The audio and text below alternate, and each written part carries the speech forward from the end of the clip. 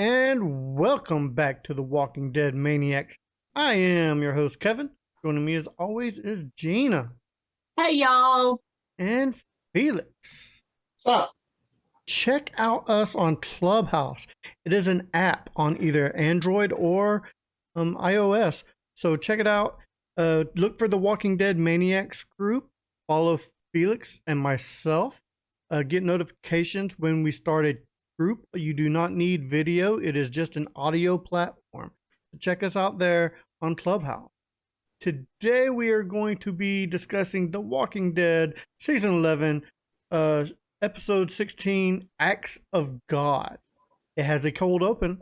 As the oiliest one, Lance, walks out of Hilltop, he steps on Walker guts, then notices an army of locusts flying up above.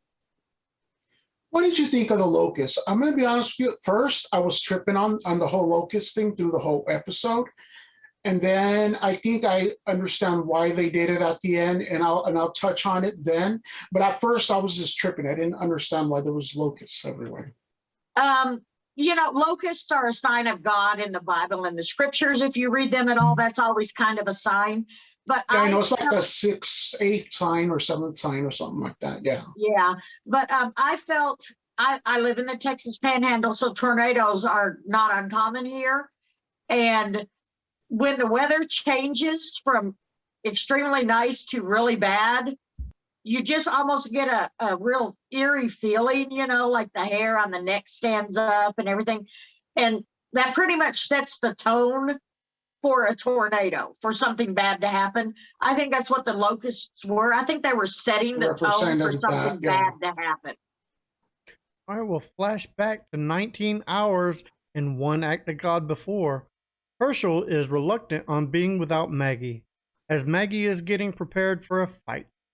Maggie, Elijah, Marco, and Herschel find Linda, who leads them to Negan and crew underground. After a talk, Maggie tells Negan she's beginning to trust him. That shocked me, but it did. I seen it coming. I mean, Negan's been there for basically saved Herschel a couple episodes back, and Herschel knew she was going to leave him with Negan, and he just doesn't. Right. I think that's going to be the next major obstacle he's going to have to come across, because Herschel, I mean, he held a gun up to Negan 2 episodes ago, so he knows who Negan is, what he did. Yeah, he pushes him off of him later in the episode, towards the end of the episode when Maggie comes back. Coming out, yeah. Yeah, and he just kind of shoves Negan away. He tries to pick him up. I was surprised that it came as early as it did. I thought it might take her a little bit longer, but then. Well, I mean, the first episode of this season, Negan left her to die. Right, and and she said you saved him, and so I understood it. When she put it in those terms, because yeah, as a parent, that's you can put all your feelings aside for the sake of your kids, and Negan did save Herschel's. I liked the way Elijah came and helped Lydia lift the door open to the tunnel. I'm hoping they go with Negan and Maggie in the spinoff. I hope so too. I really have grown attached to Elijah. I'm liking him way better than Henry. I am too. So I'm rooting for that. And did you also catch when Negan and Maggie were talking, and Negan wanted to go with Maggie, and Maggie's like, "There's something I got to do myself. You got to stay and take care of your pregnant wife and Herschel." But and then he looks at her and he says what he said to Sasha back a couple seasons back. He goes, "Maggie Reed," and then he says her last name. You got some big lady-sized balls on you, or something like that. Because I remember he told Sasha, "You got some beach-sized balls on you." Yeah. He respects strong women. Yeah. So I thought that was pretty cool when he did that. I laughed out loud. But you also brought up, he did call her Maggie Ree. I think that's the first time that he has mentioned Ree, and I thought that was good for Maggie to hear. Maggie needed to hear him say that. Especially just before her going and hunting down Leo. Right.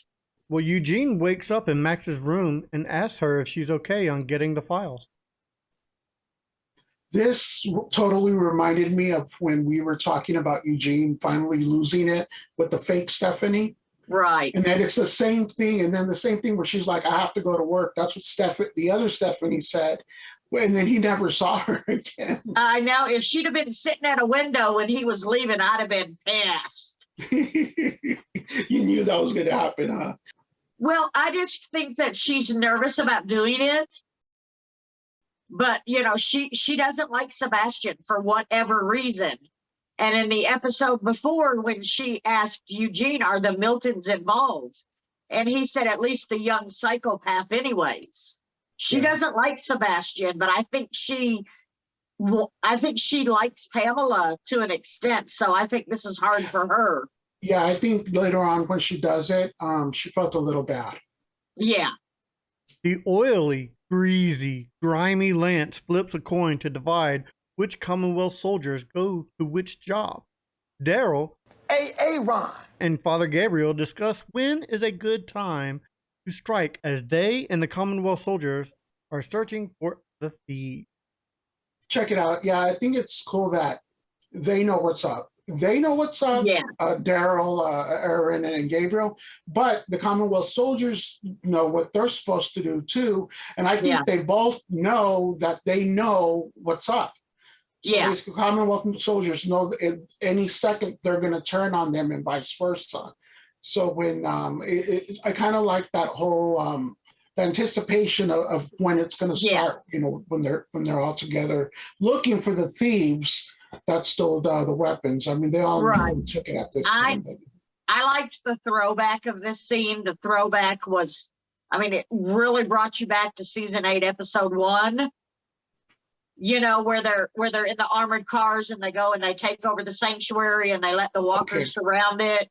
You know, they're fighting where they throw the bomb in there and such. Yeah. Yeah, you know, they're fighting amongst the cars, and here comes the dead. You know, they're reanimating and coming and causing problems. I thought that it was a great throwback to season 8, episode 1.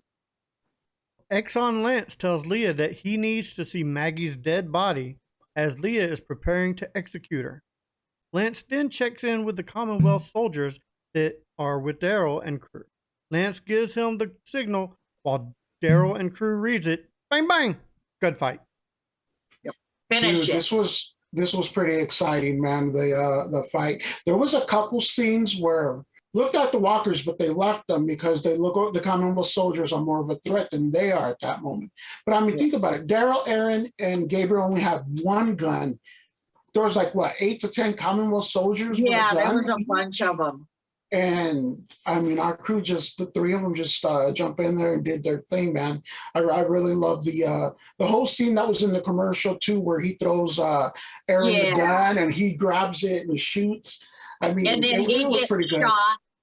Oh, that made me. Oh, yeah, he did get shot. I hope you quit playing with Aaron's life like that, as far as I'm concerned. Yeah, I really think he's going to go at the end, and I just, really, he's starting to go up there being one of my favorite characters at this point. Oh, I think he's been one of my favorites since the barn, since he showed up at the barn, really.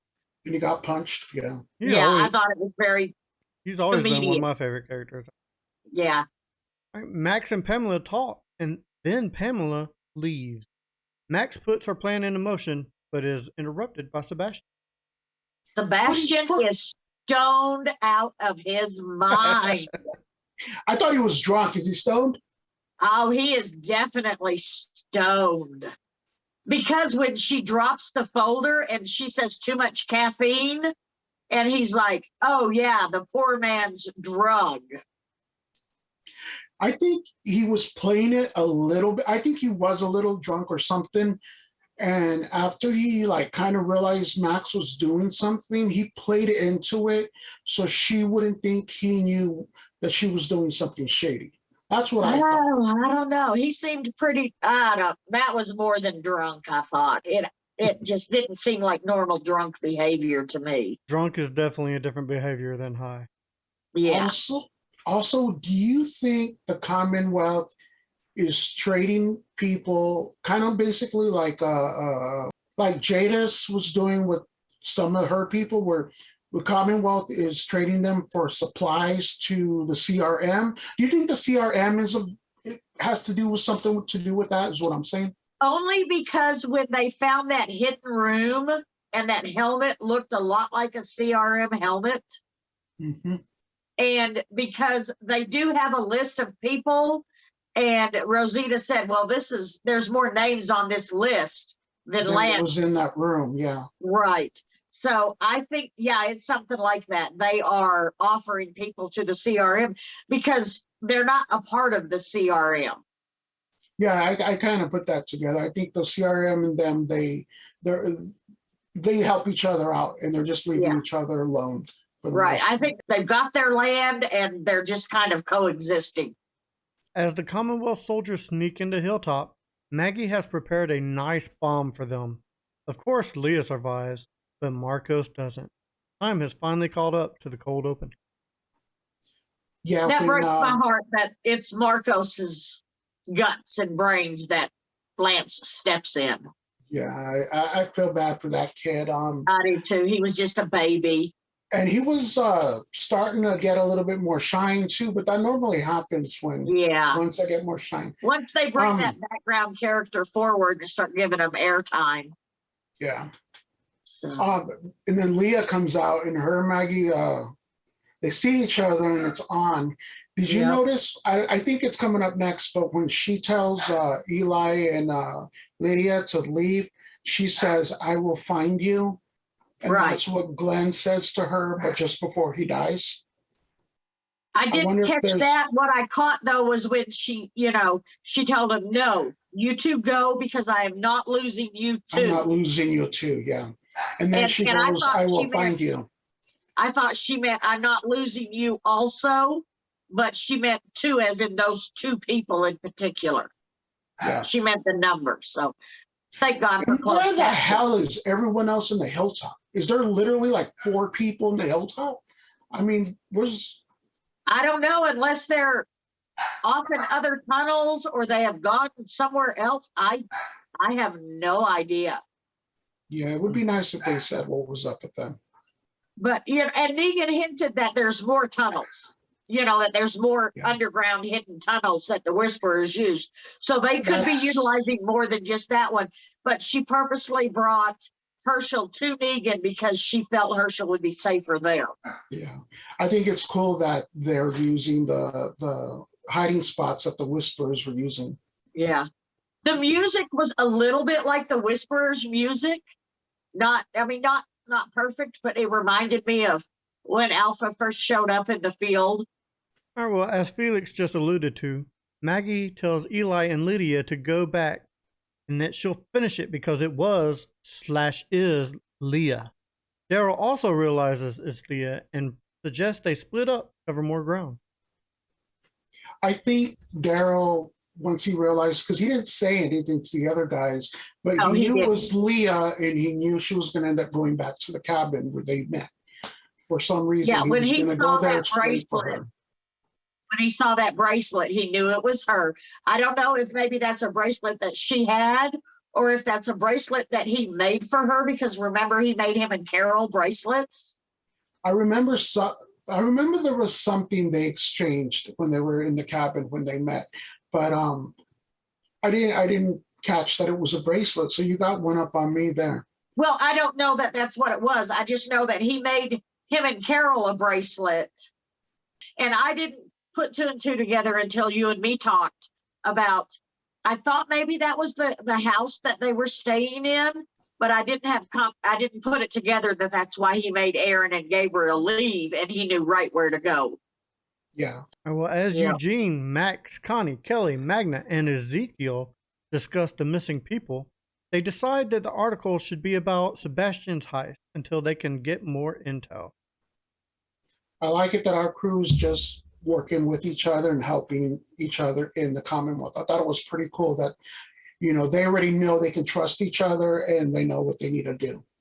Right. And Ezekiel said he's got other people and they're ready to ride at dawn. I love that. Ready to ride at dawn. I thought that was great. But I was wondering, where was Rosita?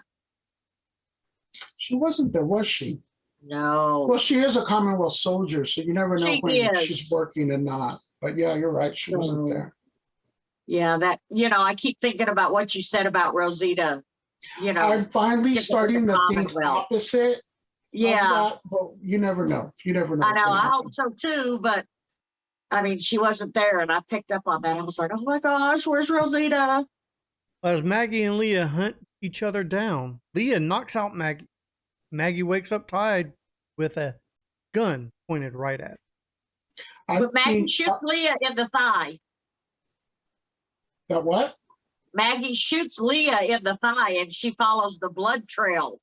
That's how she finds Leah. Oh, okay. I was like, what are you talking about? I thought Yeah, you meant in the barn. I'm like, no, she didn't. No. She kicks the gun. No, when Yeah, they saw each other in the woods, Maggie shoots at her, and she hits her in the leg. that's right. That's right. Right. Maggie is tied up, and she gets out of it, kicks the gun out of Leah's hand. And I like the fight that they both put up a good fight, but Leah is getting the upper hand. Oh, As we Leah. said before, she's a mercenary. She knows how to fight. She knows what to do. And she's beating the crap out of Maggie. Maggie's all bloody and everything. And then this is where I think where the locusts come in. There's locusts everywhere, and that's like an overall throughout the night. You just hear locusts. I think that's why Leah didn't hear Daryl come in, because Maggie's going. Leah's going on Maggie, and then pop, she falls down. Daryl, kills her, and I like that Daryl killed her, and I was really surprised at the zero hesitation. I mean, and he didn't say anything about it. It was like pop right in the head. Let's go. He just goes, kicks Leah off of Maggie, helps Maggie up, and they're gone. And then the Commonwealth soldiers show up, and he shoots at Lance. But what I was going to tell, we talked about this already, but this is something I wanted to bring up. They're totally making Lance being Two-Face, because when literally the character from Batman, because in the beginning of when they met Alexandria, he was all nice and such and everything, but now he's flipping the coin for everything. Is he becoming Two-Face? He's literally becoming Two-Face. So I'm saying that's what he's flipping the coin and deciding stuff. And then when Daryl shoots at him, it hits him through the cheek. So he's got this badass scar on one side of his face. I told Gina, he's literally becoming Two-Face from Batman. He's flipping the coin. His face is all messed up on one side. Yeah, because that coin, it's driving me crazy. He was running it through his knuckles the first time him and Maggie met. Yeah. And I thought, what is the deal with this coin? It's driving me crazy. And that's when you explained that to me. All right, well, we end on a montage with Daryl, Maggie, Aaron, and Father Gabriel regroup with Negan and the crew. Max puts the files back. Pamela is furious over the newspaper. Alexandria and Hilltop have flags on that say Commonwealth. All of Oceanside is tied up as Exxon Lance, Two-Face, flips a coin. What do you think he's going to do with the coin flip? Because that's where it stayed till the next half or the next third comes back. But do you think he's flipping it to kill them all? I don't know. I don't know. But what I'm hoping is, that our group shows up right at the last minute, the way that Oceanside showed up at Hilltop when they were battling Negan's men. Yeah, with the Molotov cocktails. But it does show that Maggie, Aaron, and everyone meet up together. But they're over at Hilltop though, that area. So I think it's too far to get to Ocean. It's like a day to get to Oceanside. So I don't think they're going to get there. Lance's face is already scabbed over a little bit. No, it was stitches. That's what I thought. Stitches? I was thinking it was stitches. I mean, I'm hoping a couple of days has passed since Lance got to Oceanside, so I'm hoping that they have, considered Oceanside might be in danger. I noticed when Oceanside was all tied up, they didn't show Luke, they didn't show Cindy or Luke's girlfriend. So I'm thinking maybe they're hiding like on a side somewhere, and if they're going to kill Oceanside, they're all going to be ready and something's going to happen. There's going to be another fight or such. Yeah, that's what I said too. When I was watching it, I pushed pause. I was like, "Where's Luke?" I was looking for him. He wasn't there. Too. And then we haven't seen Cindy in like 2 seasons, so you know she's around there We somewhere saw her too. for a minute last season, didn't we? Just when they were training on the beach. That's She was season there. 9. Yeah. Was that 2 season 9? seasons ago. Yeah. Oh wow. Okay. Yeah, And that then, was the last time we seen Cindy. and then with the Commonwealth flags, them put in, I'm like, what are they doing? Are they going to kill all the Alexandrians and all of the Hilltoppers, or are they going to put them in prison?